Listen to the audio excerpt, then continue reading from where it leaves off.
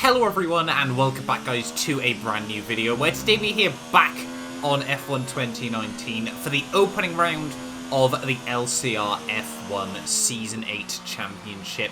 Unfortunately this one we are a reserve, so we aren't going to be able to race every week, so it's just going to be sort of highlights when I can actually obviously race as well in this series. Obviously, like I said, we are a reserve, so we won't have a consistent car as well.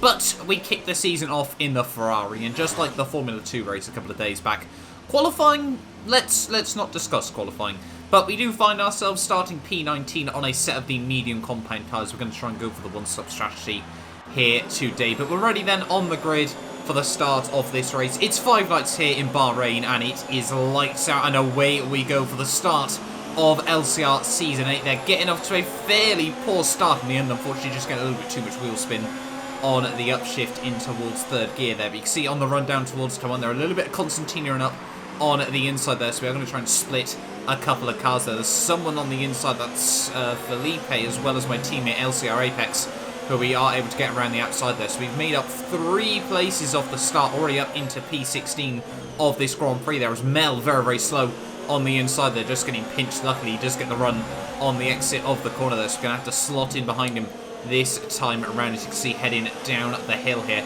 And yeah, Mel does slot back up there, gets all over the curbs though, as we head down in towards the hairpin here. So we're going to try and keep at the nose around the outside of the McLaren driver there. We're going to get good traction off the exit of the corner there, as we now up the inside in towards the double left-hander there, because you don't really want to stick the nose at the inside of the racing point of lag pack 183 there. But you can see trying to get the traction on the exit though, and this time around it's actually Mel that's got a slightly better run off the corner there, down in towards the next braking zone. A little bit of a lock-up on the inside, but we just about get the car rotated in nonetheless here. And you can see coming through the top of the S section here, Mel still on the inside there. We're going to swing it right around the outside there.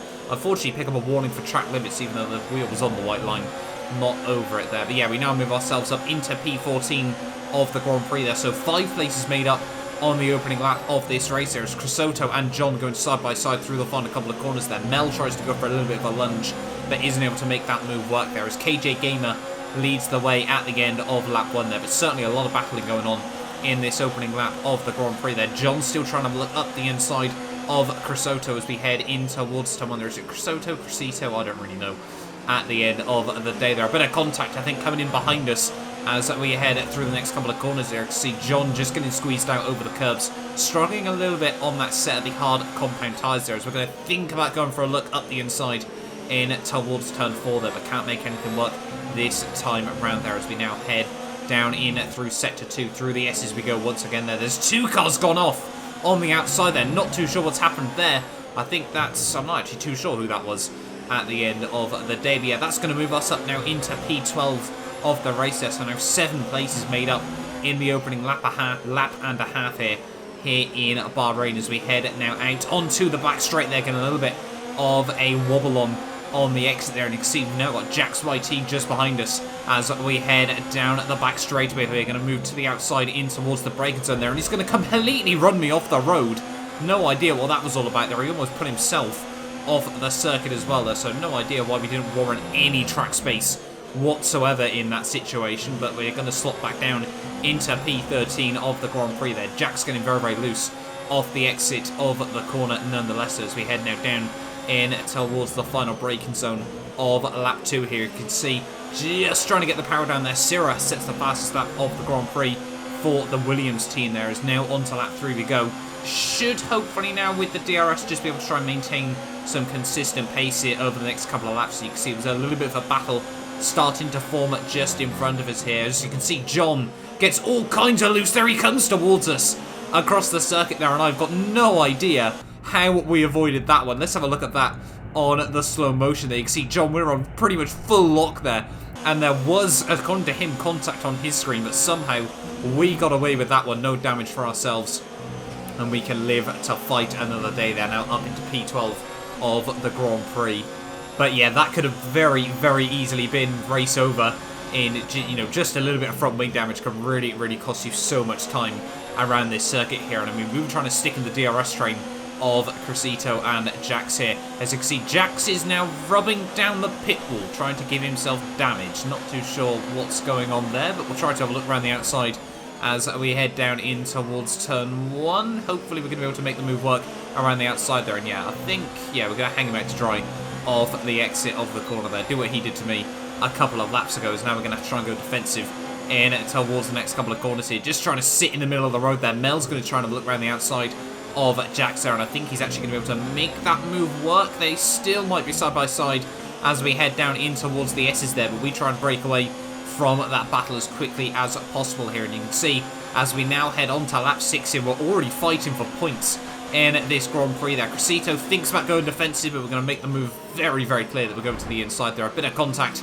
in towards the braking zone there, just a little bit wheel-to-wheel rubbing through the first corner there. But yeah, we are now up into P10, so 9 places made up in the opening 6 laps of this Grand Prix there. But now a big, big window ahead of us in this race here. As you can see now onto lap 7 we go. Crescito about 7/10 back as we head down in towards turn 1 there, but he's going to get incredibly late on the brakes there. I thought I broke too late in towards turn 1 there, but he's going to give us a big, big punt through the first couple of corners there. So like, yeah, either I'm braking way too early in towards turn 1 there, as Crescito is actually going to have a look up the inside through the next couple of corners there, completely run me out to dry there. Very, very late move by him there, as I think DTO Felipe tried to have a look up the inside as well there. A bit of contact as we head down the hill there. We think about going for a bit of a send up the inside, but he's going to slam the door shut very, very late once again there. And now we're going to try and get the power down on the exit of the corner there. But yeah, now a big, big train starting to form as us two are starting to fight just that bit more there. And a lot of guys,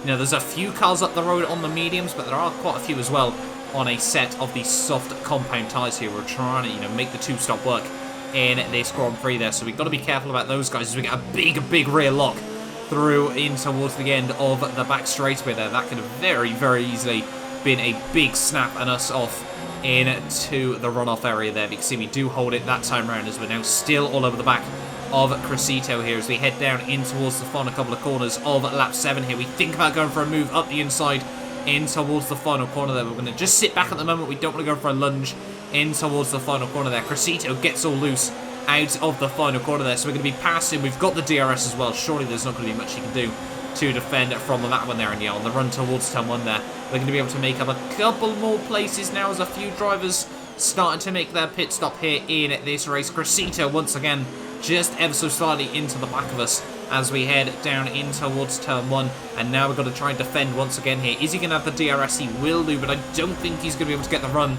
this time around there. So we are going to hold on to P8 at this stage of the race here. And hopefully over the next couple of laps, we are going to see more and more drivers making their pit stops here. As that's Shazoo Jinx actually struggling, it looks like, with the rear tyres there. He's going to now drop down way off the rear of the field here, especially considering he's going to have to make an extra stop in this Grand Prix as well there. And you can see over the next couple of laps, we would inherit P6 in this Grand Prix there. So it seems like there was 5 guys at the top that was still trying to hold on those sets of the medium compounded tyres there. And you can see Jam Pancakes up the inside in towards turn 1 there. We had a good battle with him in the F2 race here, but I don't think we're going to worry too much about battling him in this race here. We just don't quite have the pace in the Formula 1 cars. We do, however, just get into the back of him there. Luckily, no damage this time round, and we will hopefully live to fight another day here as we head down the hill once again here. And over the next couple of laps, we'd start to see a couple of the medium runners pitting in for their one and hopefully only stop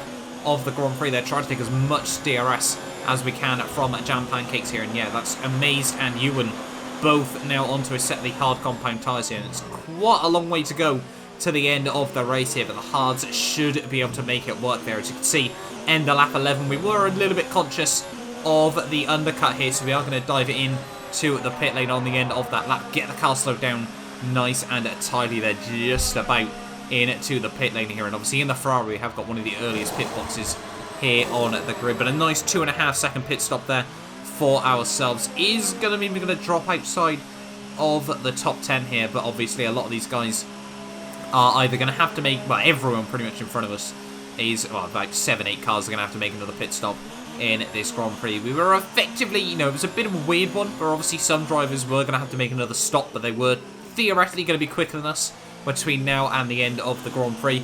We were looking like we were hovering around the top 10 at the moment here, so it's going to be interesting to see where we could come out in terms of the strategy here. My teammate Apex is going to dive it in 1 lap later there. So we're going to move back up into P12 of the Grand Prix here. But it looks like a few more drivers trying to go a bit longer in this Grand Prix here. So over the next couple of laps, we'll just try and keep our head down and keep going as best as possible there. VRC GC as well as, I think that's DTO Felipe, both going to dive it in as well there. So DTO Felipe hasn't quite pulled out the overcut on ourselves, and we are now back up into the top 10 of the Grand Prix here. And I really didn't have many, many bigger aims than just to try and pick up a couple of points in this Grand Prix there. So I think that's Mel, unfortunately. Yellow flags coming out as he's been spun around.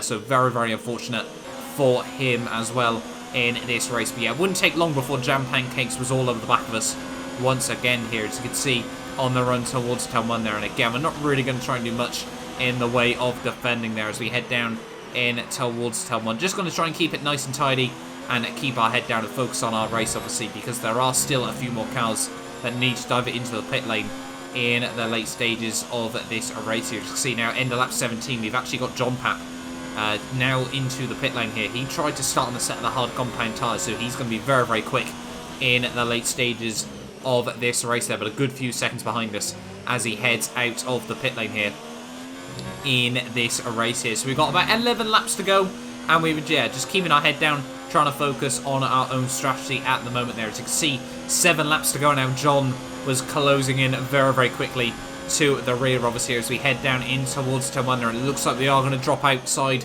of the top 10 once again. And we're going to try and go for a bit of a cheeky switchback move on him. But, those mediums have just got that extra grip. That means he can get on the power a little bit earlier than ourselves. Yeah, he now moving himself back up into the top 10 of this Grand Prix here. And I definitely don't want to finish P11 there as John Pat laggy things as we head down in towards turn 4 there. He disappears, he comes back, he protects the attack at the end of the day. But yeah, John does hold on for now in this race here. Is now on to lap 23 we go. You can see he hasn't really built up a big margin at the moment. We were hoping his tyres would fall off towards the end of the race there, but he gets all over the curbs, and that is not desync there. He does run himself out into the wall there, and yeah, that curb is lethal at the end of the day. So yeah, we now re-inherit the P10 in this race here. See KJ, and I think that's Sims just in front of us as well, getting involved in a bit of a battle here. I think Sims had tried to make the one-stop work from his set of the soft compound tyres, so those hards were really, really going off towards the end of this Grand Prix there. And then there's really, really going off, and then unfortunately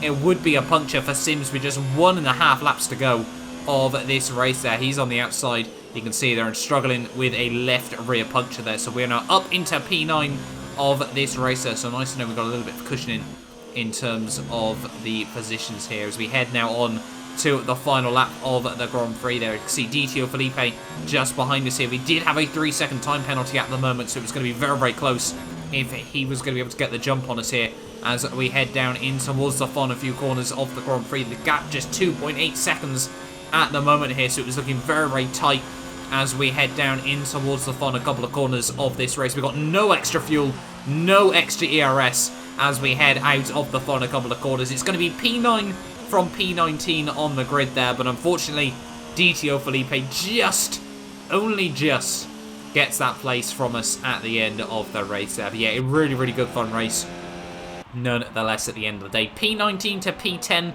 I think that's, quite a good result in the end for ourselves. But it was Syrah that takes home the race victory by 12 seconds at the end of the day there. MNT Ewan in second, Connor in third ahead of Morso, Dralex, LK Jam Pancakes, KJ DTO Felipe, and myself, like I said, rounding out the top 10 at the end of the day there, as we're going to give the Williams a nice big punt in towards turn 4 there on the cool-down lap. But yeah, all the guys celebrating at the end of the day, and it is the Renault that takes home the race victory in the end ahead of the Toro Rosso and the Mercedes. So yeah, very, very good opening round of the season. Like I said, I am only a reserve for this championship, so unfortunately I can't make round 2 or round 3 of the season due to other commitments as well, hence why I signed up as a reserve, although I didn't sign up in time to get a full-time seat.